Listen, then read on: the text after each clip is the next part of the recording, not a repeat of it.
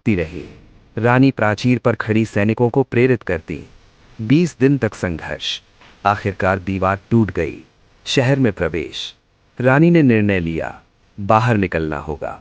रात का अंधेरा, पीठ पर दामोदर राव, घोड़ा बादल, किले की दीवार से छलांग। काशी की मनु, आग का जन्म। 19 नवंबर 1828, काशी। मराठी ब्राह्मण परिवार। पिता मोरोपंत तांबे, माता भागीरथी बाई। बेटी का नाम रखा गया मणिकर्णिका। घर में प्यार से बुलाते मनु। मां का देहांत जल्दी हो गया। बचपन से ही जीवन ने उसे कठोर बना दिया। मनु का पालन पोषण बिठूर में हुआ, जहां पेशवा का दरबार था। उसके साथी थे नाना साहिब और तात्या टोपे। तीनों साथ अभ्यास करते, घुड़सवारी, तलवारबाजी, मल्ल युद्ध। मनु को 3 घोड़े प्रिय थे, सारंगी, पवन और बादल। वो सवाल पूछती थी, अगर देश पर संकट आए तो क्या औरतें तलवार नहीं उठा सकती? उसी समय भारत पर शासन कर रही थी British east India company. Company धीरे धीरे रियासतों को हड़प रही थी, राजाओं को संधियों में बांध रही थी। मनु ने बचपन से देखा कैसे सत्ता बदल रही है। वो सिर्फ योद्धा नहीं बन रही थी, वो इतिहास को समझ रही थी। 1842 मनु का विवाह हुआ झांसी के महाराजा गंगाधर राव से। अब वो लक्ष्मीबाई थीं। झांसी छोटा राज्य था, लेकिन रणनीतिक रूप से महत्वपूर्ण। लक्ष्मीबाई ने प्रशासन में रुचि ली। राजकोष, सैनिक संरचना, न्याय व्यवस्था सब सीखा। 1849 में पुत्र जन्मा। 4 महीने में मृत्यु। राजमहल में शोक।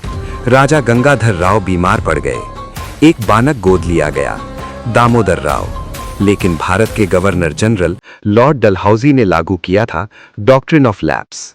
नीति स्पष्ट थी, दत्तक पुत्र उत्तराधिकारी नहीं माना जाएगा। 1853 में राजा का निधन हुआ। ब्रिटिश सरकार ने झांसी को अपने अधीन घोषित कर दिया। लक्ष्मीबाई ने अपील की, कानूनी दस्तावेज भेजे, न्याय की गुहार लगाई। उत्तर आया अस्वीकृत, और यहीं से संघर्ष व्यक्तिगत से राजनीतिक बन गया। उन्होंने कहा, मैं अपनी झांसी नहीं दूंगी। ये वाक्य भावनात्मक नहीं था, ये औपनिवेशिक सत्ता को खुली चुनौती थी। 1857 मेरठ में विद्रोह। कारतूसों में गाय और सुअर की चर्बी की अफवाह। इस विद्रोह की चिंगारी माने जाते हैं मंगल पांडे। विद्रोह फैल गया। दिल्ली में बहादुर शाह जफर को प्रतीक बनाया गया। कानपुर में नाना साहिब सक्रिय हुए। झांसी में भी विद्रोह भड़का। ब्रिटिश अधिकारी मारे गए। अंग्रेजों ने आरोप लगाया रानी जिम्मेदार है, लेकिन कई ऐतिहासिक पत्रों से संकेत मिलता है उन्होंने प्रारंभ में व्यवस्था बनाए रखने की कोशिश की। जब अंग्रेजों ने झांसी पर भरोसा नहीं किया, तब रानी स्वयं रक्षा की तैयारी की। सेना पुनर्गठित की, महिलाओं को युद्ध प्रशिक्षण दिया, किले की दीवारें मजबूत की। उनकी सेना में झलकारी बाई जैसी वीर महिलाएं थीं। रानी अब केवल शासक नहीं, युद्ध कमांडर थीं। मार्च 1858 ब्रिटिश सेना का नेतृत्व कर रहे थे ह्यू रोज। झांसी चारों ओर से घिर गया। तोपें दिन रात बरसती रहीं, दीवारें टूटती रहीं। रानी प्राचीर पर खड़ी सैनिकों को प्रेरित करती। 20 दिन तक संघर्ष।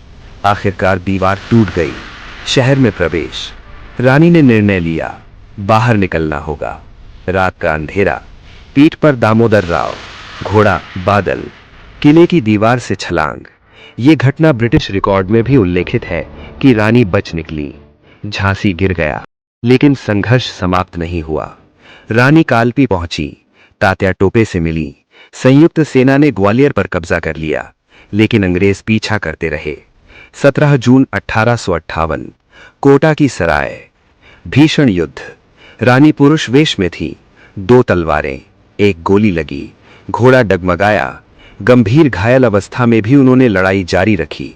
स्थानीय साधु ने उनका अंतिम संस्कार किया ताकि अंग्रेज उनका शव न पा सके।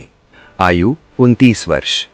ह्यू रोज ने बाद में स्वीकार किया, वो विद्रोह की सबसे बहादुर महिला थी। मृत्यु के बाद जन्मी अमरता।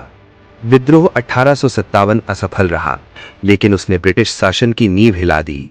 1858 में कंपनी शासन समाप्त हुआ।